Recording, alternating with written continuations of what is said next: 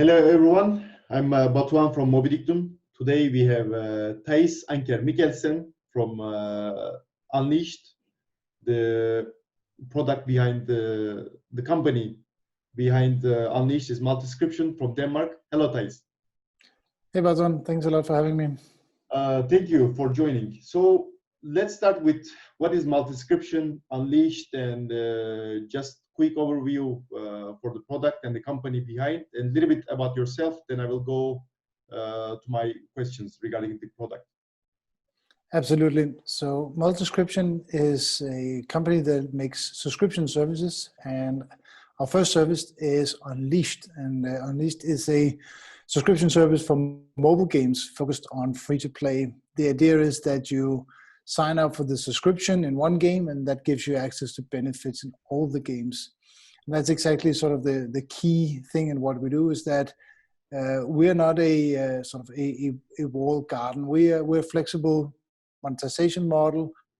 We're not an all-you-can-eat model. Rather, you get access to a really cool group of benefits in each game, but you still have the option to add additional in-app purchases, etc., to that game. We are currently in soft launch, and we're adding games to the service every week. My own background is actually in game development. The founding team has a background in game development. My co-founder Martin Wolfis founded Massive Entertainment, I think almost 20 years ago, and ran it for more than 10 years, and has since then founded other companies. And as I said, I've grown up in game development myself, and I think that has helped us a lot creating this, because we are focused on the issues that game developers face and publishers. We know them, we've been sitting with them firsthand, so we know all about sort of the insights to that. We come at it from this angle, sort of just change to the other side of the table, you can say. Okay. Some of the audience who might be watching right now knows that I mentioned the product to them before. I try to bring more companies on Unleashed because I believe in product as well, but we'll come to that part and the product specifics later on. In general, we see that subscription services are on the rise. Even Fortnite just recently had a subscription model. You started the company, I think, like a year ago, something like that. What did you see back then regarding subscription, and how did you come up with the idea to move on this space? I mean, Martin and I, we've been talking about this for several years, actually, both individually and then together. And we founded the company 2 years ago. And back then, there was not much talk about subscription in mobile games. It was quite new, both when we talked to investors and publishers. It was something that people mostly focused on, let's say, classic free-to-play with in-app purchase and ads. So, but what we saw is looking outside of the industry and also looking inside at the games we worked on. And what we saw is that in any particular free-to-play game, there's typically around 5% maybe average converted users, or people are actually paying in the game. And I kept hearing that people referred to the 95% who didn't pay in the games as non-payers. And my point was always like, I'm pretty sure they're paying for something at some point in their lives. You're just not selling them a product they want to buy. So we were looking at, okay, who are these people? Why are they uncomfortable paying on the existing model? Whether that is premium, that is more or less gone away now, or the in-app purchase and free to play. And then we of course looked at the outside industry. So whether it's music, TV, movies, it's all subscription based right now. It's very clearly that. So we thought, okay, there's some things to match here. We actually saw a report from Superdata a few years ago that said that players, so people who actively play games, they prefer subscription when paying for any other kind of interactive entertainment or digital entertainment, sorry. So whether that is TV, movies, etc., sort of across the board. So we said, okay, let's combine the two. But then we thought, let's not do a sort of this typical all-you-can-eat model that you know from Spotify or Netflix, where you sign up and then you get access to everything and you cannot invest further into it. So that's why we came up with Unleashed, which I said is like a flexible model, which means games are still free to download. You can still sell in-app purchases, and you can still show ads to non-subscribers, and then you just add a subscription as a third leg. And that's what we believe is the future of subscription, is a combination, sort of a trinity of ads, in-app purchase, and subscriptions. Okay, just to specify again, the product itself is offering a hybrid model.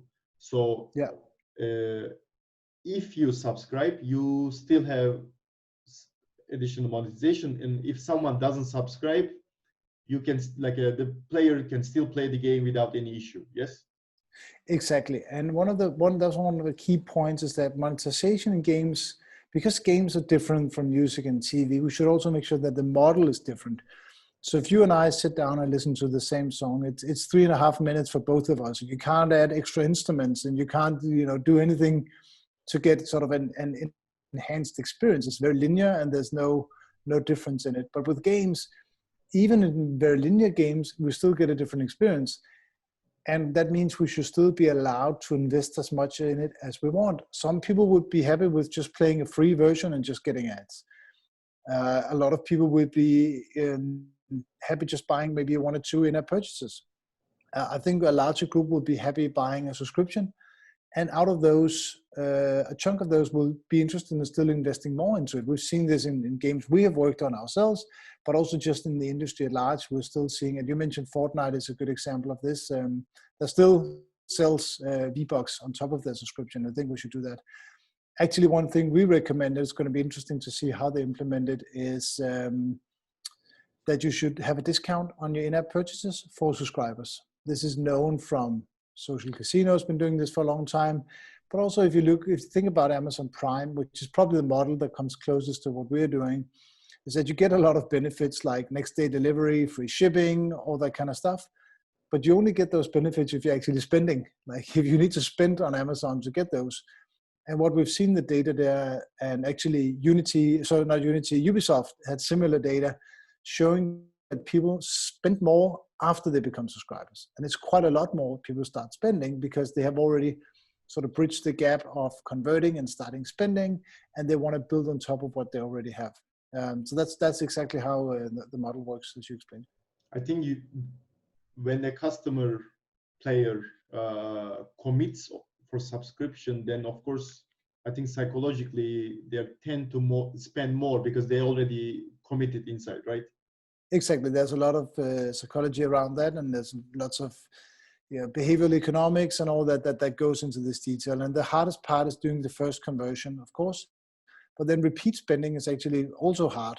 It's easier than the first for sure, but this is why subscription is so strong, because you just need to convert people once, and now you invested into it. There's a lot of sort of sunk cost issues and loss aversion in general. So that's why people come back to it. And this is why when you sit on a Saturday night and you want to watch something with your partner, you don't say, hey, let's go rent a movie. You say, hey, let's check out what's on Netflix, because you already paid.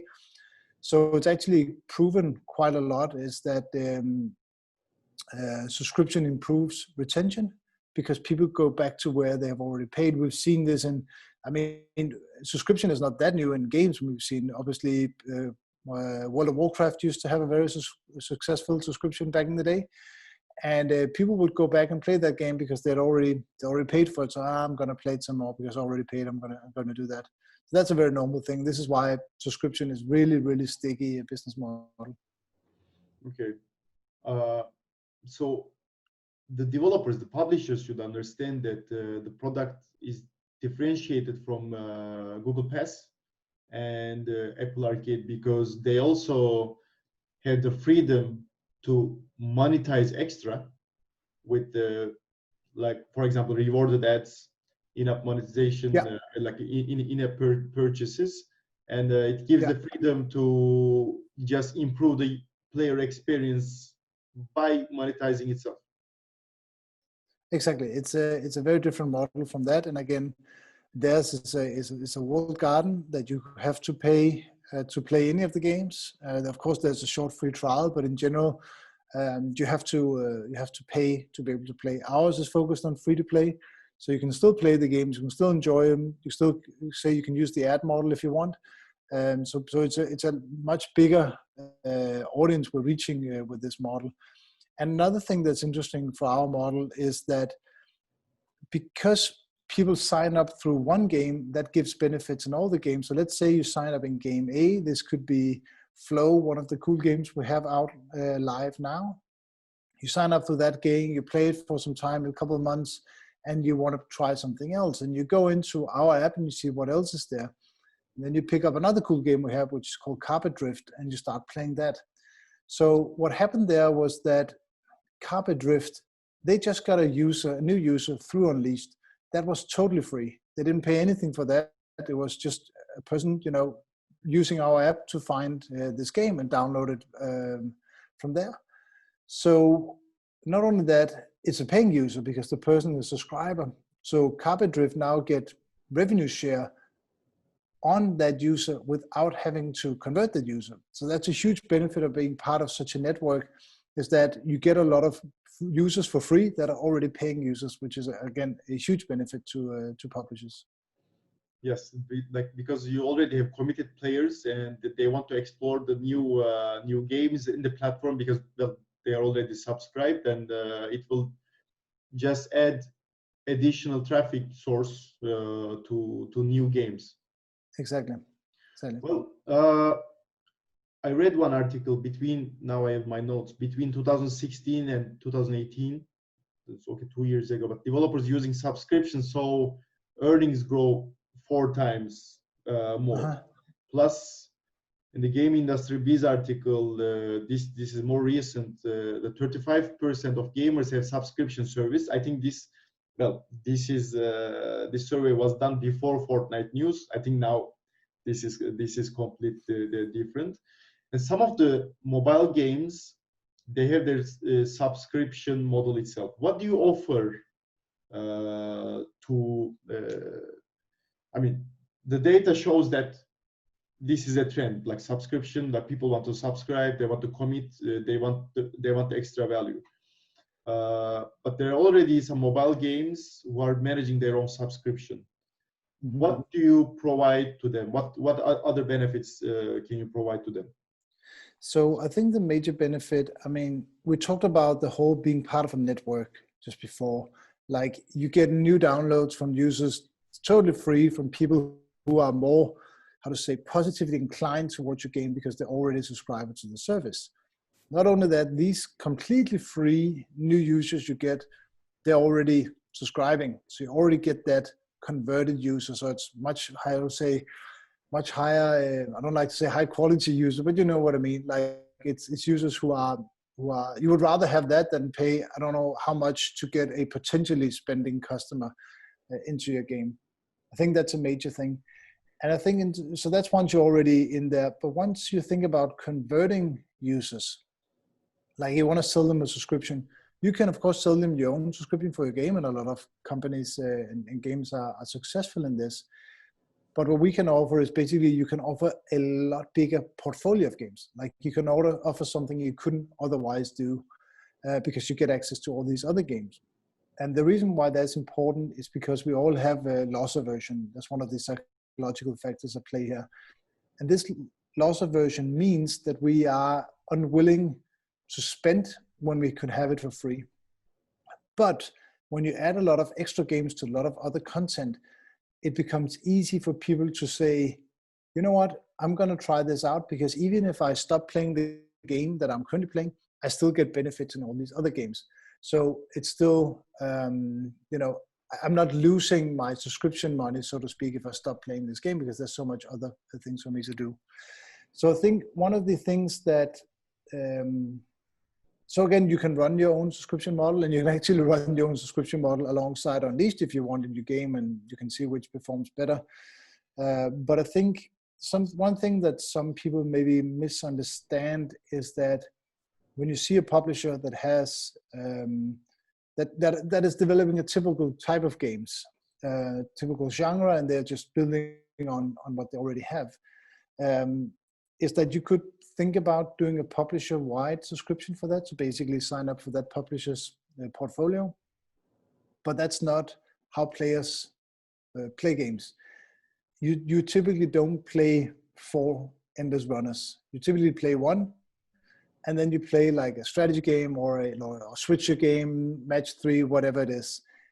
And then you would maybe change between those, but you don't play, again, 4 different match 3 games at any one point. You pick one and then you stop playing that, you go playing something else.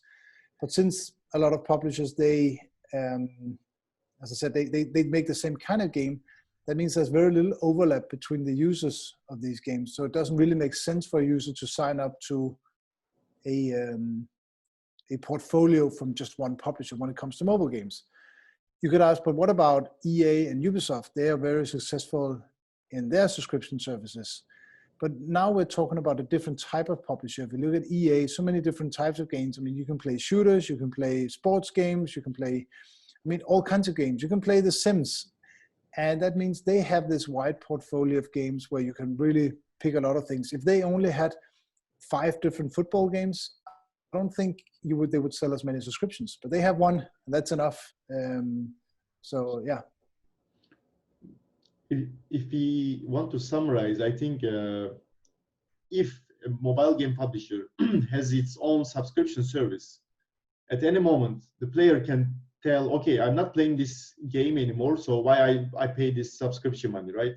And they will cancel the subscription. But if you pay a subscription for a variety of games to get extra benefits with a better experience, then even if you stop playing that game, it will still make sense for you to commit and pay this money. It's like you don't subscribe to Spotify just to listen one song without the ads, right? You Exactly. want to access everything. All right. Yeah. I was going to ask, what does Unleashed want to change and offer, but you pretty much summed this up. I want to ask, what are your thoughts on the hyper-casual market? Because, well, it's, on the rise. On that space, we don't see, well, LTV is not high as a casual game, obviously, although a lot of publishers are working on this to add like more content on these games and everything. What can Unleashed offer for a hyper casual game which has less retention, less LTV? Yeah, I think that actually the retention is a important part of the problem. First of all, there's some great hyper casual games, and that's like lots of great hyper casual games. And it's a pity that they often don't see, the individual game doesn't see the kind of monetization that it warrants. And I think that's down to a lot we talk about retention, and it's hard because of the nature of the hyper casual game. It's hard to have a relevant offer for people to buy. We see a lot of no ads packages and things like that. But I think this is where you would definitely benefit from not having to convert the users yourself. Imagine that the people who played your hyper casual game were already converted, for example, into a no ads package.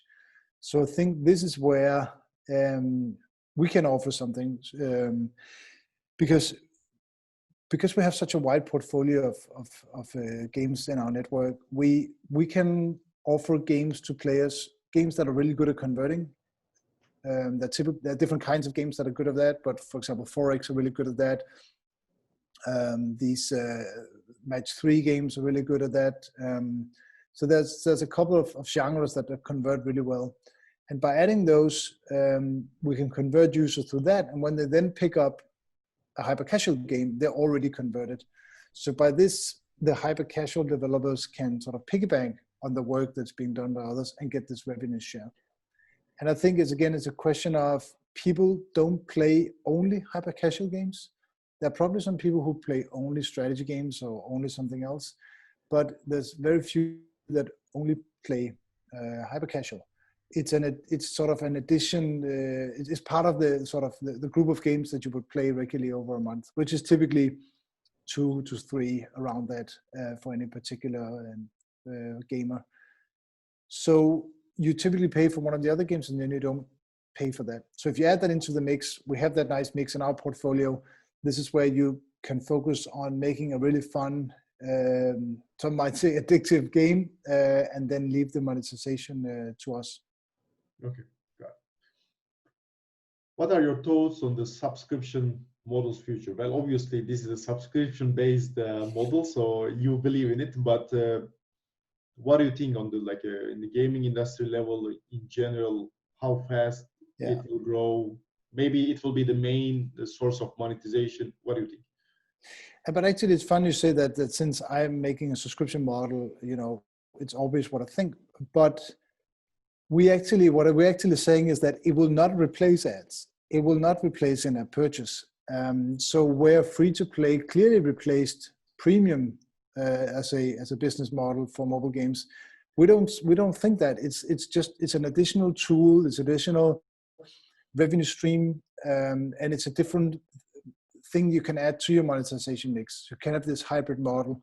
It's just another thing you can offer. So it's just like offer walls. Speaking of offers, offer walls didn't replace rewarded video. It just added a new things to it. So I think that would be the same, and I think it would be seen together with other things. I'm not a huge fan of the, again, all-you-can-eat subscription model. I really like the idea that as a user, I can have a lower subscription that gives me sort of the basic parts of the game. So this would be typically no ads and sort of, let's call it a starter pack for whatever game it is. If it's a fighting game, might be swords and armor. Or it's a racing game, could be extra skins, whatever. To sort of increase the baseline for the game.